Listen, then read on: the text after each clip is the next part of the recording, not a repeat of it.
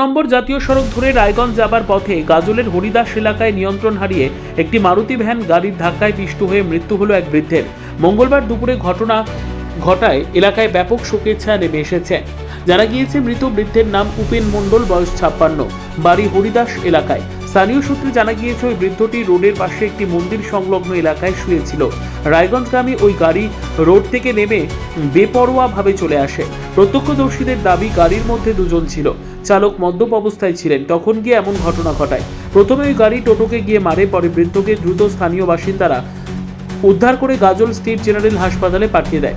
কর্তব্যরত চিকিৎসকেরা মৃত বলে ঘোষণা করেন। ঘটনার খবর পেয়ে ছুটে যায় গাজল থানার পুলিশ গাড়িসহ দুজনকে আটক করেছে। ঘটনা কি হয়েছিল বলুন তো? ঘটনাটা কোথায় ঘটেছে?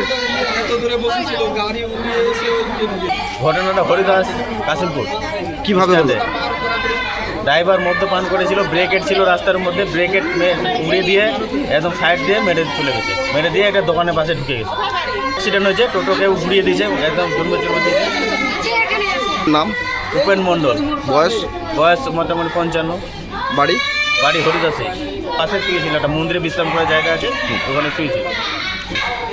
আচ্ছা, আপনার নাম? আমার নাম সদয় মণ্ডল। কে হয় আপনার? আমার নিজের কাকা হয়।